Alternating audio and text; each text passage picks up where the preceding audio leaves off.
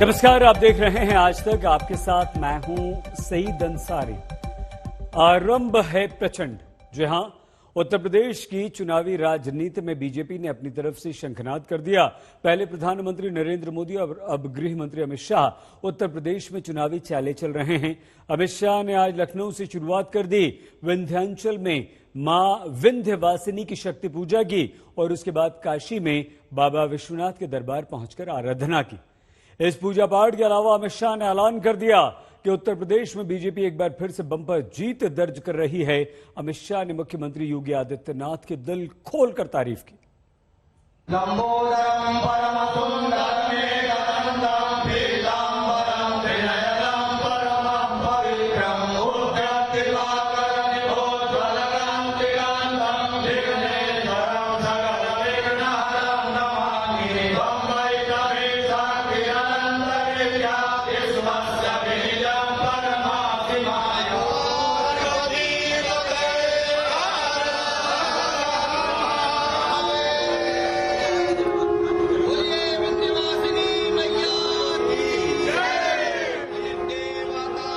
विंध्य पर्वत पर विंध्यवासिनी के दरबार में देश के गृह मंत्री पूजा पाठ कर रहे हैं। आरती के आलोक में रच रहे हैं चुनावी राजनीति का राग। मंत्रोच्चारों से गूंज रहा है माता का दरबार।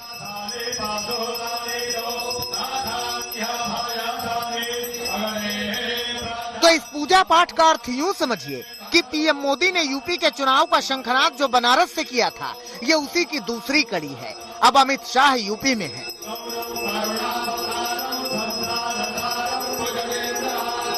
अमित शाह ने विंध्य कॉरिडोर का शिलान्यास किया, रोपवे का लोकार्पण किया और हुंकार भरी।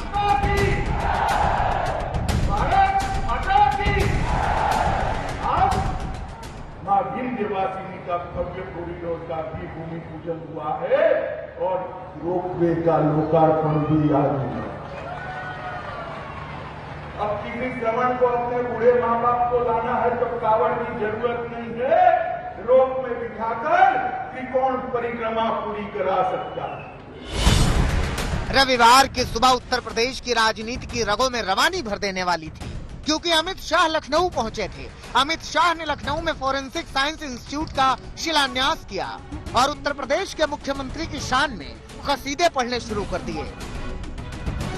योगी जी और उनकी टीम ने पूरे देश के अंदर 44 योजनाओं में सर्वप्रथम स्थान प्राप्त किया है। ये हम सब के लिए गौरव का। विपक्ष भले ही लॉ एंड ऑर्डर के मुद्दे पर योगी आदित्यनाथ की सरकार को कोसता रहा हो, लेकिन अमित शाह खुले मन से योगी आदित्यनाथ की शान में उद्घोष कर रहे थे कि यूपी में कानून का राज है और ये राज इसलिए है क्योंकि सीएम योगी हैं। मैं गर्व के साथ कह सकता हूं कि योगी आदित्यनाथ और उनकी टीम ने उत्तर प्रदेश के कानून और व्यवस्था को देश में सबसे आगे ले जाने का काम किया। उत्तर प्रदेश में सौगातों की बात कहकर अमित शाह ने पूरे भरोसे के साथ कहा कि यूपी में एक बार फिर प्रचंड जीत के साथ बीजेपी आएगी। जो सपना देख रहे हैं उनको मैं कहना चाहता हूं कि भैया फिर से एक बार करारी हार का मन बना लो। यहां भारतीय जनता पार्टी की प्रचंड बहुमत से सरकार बनने है। अमित शाह के राग में योगी के लिए तारीफें थी और रंग ऐसा जो बता सके कि यूपी की सरकार ने विकास की रफ्तार को तेज कर दिया है। इसी कड़ी में जिस जमीन पर साइंस इंस्टीट्यूट का शिलान्यास किया गया था, उसके बारे में सीएम योगी ने क्या कहा, सुनिए। उत्तर प्रदेश दंगों का प्रदेश माना जाता था। उत्तर प्रदेश में कानून की व्यवस्था बदहाल थी। उत्तर प्रदेश में आधी से अधिक जगह उत्तर प्रदेश पुलिस बल की खाली पड़ी हुई थी और माफिया राज इस कदर हावी था। हम लोगों ने जो उत्तर प्रदेश के बारे में सोचा है कि हां, आदरणीय प्रधानमंत्री जी की मंशा है उत्तर प्रदेश में कानून का राज हो। उत्तर प्रदेश देश के अंदर अर्थव्यवस्था के लिए एक नया संबल प्रदान करने के लिए आगे आए।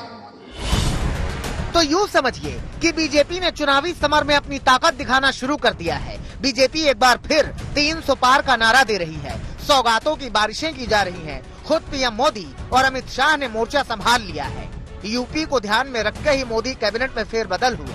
सहयोगियों को जगह मिली, उन चेहरों को शामिल किया गया जिससे वोटों को साधा जा सके। राम मंदिर और ओबीसी आरक्षण को भी चुनावी कसौटी पर कसा जा रहा है।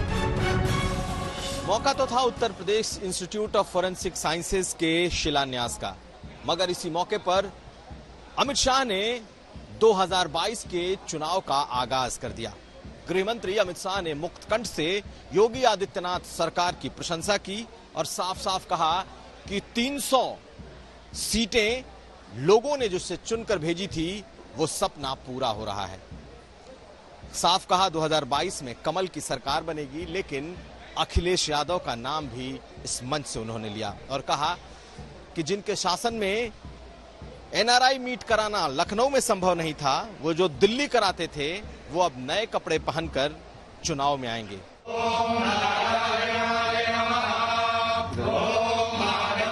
बीजेपी को मालूम है कि इस बार 300 सीटों को पार करना उतना आसान नहीं होगा, क्योंकि एंटी इनकम्बेंसी, किसान आंदोलन और कोरोना की त्रासदी समेत कई मुद्दे हैं जहां बीजेपी को पार पाना है। फिर भी कोशिश यही है कि किसी भी सूरत में चुनाव में लीड ले ली जाए। अभिषेक मिश्रा के साथ कुमार अभिषेक, लखनऊ, आज तक।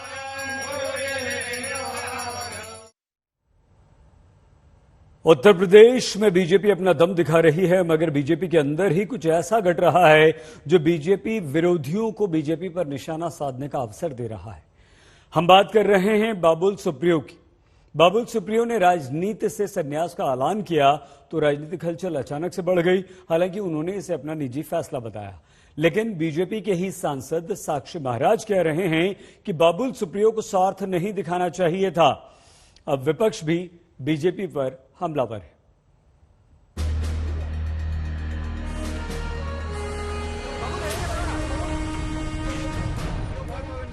न बीजेपी के प्रिय रहे, न बीजेपी उनकी।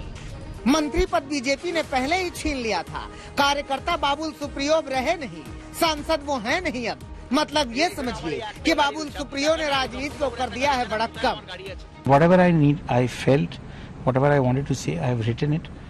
I don't really want to react, answer, or get into any kind of questioning today. Babul Supriyo पहले ही कह चुके हैं कि वो अपने मन से उन्होंने फैसला लिया है, लेकिन ये समझना आसान है कि बाबुल सुप्रियो ने इस्तीफा क्यों दिया। 7 जुलाई को मोदी के कैबिनेट विस्तार में बाबुल सुप्रियो का पत्ता कट गया था। वो तब भी खिन्न नजर आए थे, लेकिन उनकी नाराजगी धीरे धीरे धीरे धीरे इस जगह पहुंची जहां से उन्होंने बीजेपी को विदा कह दिया। बाबुल सुप्रियो भले ही कुछ कहें, लेकिन बीजेपी के सांसद साक्षी महाराज उन्हें स्वार्थी कह रहे हैं। उनको इतना स्वार्थी नहीं होना चाहिए। जिस पार्टी ने कहां से लाकर उनको कहां खड़ा केंद्रीय मंत्रिमंडल तक ले गए, और आज अगर उन्हें केंद्रीय मंत्रिमंडल से हटना पड़ा पश्चिम बंगाल की परिस्थिति को देखते हुए, तो जो उन्होंने किया है मैं उचित नहीं समझता। बाबुल सुप्रियो ने अपना इस्तीफा फेसबुक पर लिखा था, लेकिन बंगाल बीजेपी के बड़े नेता दिलीप घोष से इस बाबत सवाल किया गया तो उन्होंने क्या कहा, सुनिए। রাজনীতি করবে না করবে, কখন করবে, কখন ছাড়বে, এটার আমার কিছু বলার নেই। প্রত্যেকের নিজস্ব অধিকার আছে, সেই হিসাবে তারা করছে। সাংসদ পদ ছেড়ে দিচ্ছি বলেছেন, রাজনীতি ও সাংসদ পদ। উনি কি রিজাইন করেছেন? না করেনি, কিন্তু আপনারা খবর করুন, ঠিক আছে। মাসির গোপ হলে মেসো বলবো কি মাসি বলবো, এটা গোপ তো বেরো। তো উনি আছেন, উনি এখন লোকসভায়ও আছেন, আমাদের সহকর্মীও আছেন, এমপিও আছেন। बीजेपी चाहे जो कहे, लेकिन कांग्रेस इसे बीजेपी पर हमला साधने वाले मौके की तरह देख रही है। कांग्रेस कह रही है कि अभी तो शुरुआत है, आगे आगे देखिए होता है क्या। तो क्या वो केवल मंत्री रह के ही सेवा करना चाहते थे और अब राजनीति से ही त्याग कर रहे हैं? और दूसरा, ये जो पिछले रिशफल में ड्रॉप तो 12 लोग किए गए थे, तो ये तो शुरुआत है, अब आगे देखिए और क्या होता है। लेकिन बाबुल सुप्रियो पर मची राजनीति के बीच सवाल ये है कि क्या वास्तव में बाबुल सुप्रियो ने राजनीति से संन्यास ले लिया है या नाराज होकर उन्होंने बीजेपी छोड़ी है, क्योंकि राजनीतिक हलकों में खबर यह है कि बाबुल सुप्रियो टीएमसी का दामन थाम सकते हैं। हालांकि अभी तक बाबुल सुप्रियो भी नकार रहे हैं और टीएमसी के सांसद भी कह रहे हैं कि टीएमसी में कौन शामिल होगा ये ममता बनर्जी तय करेंगी।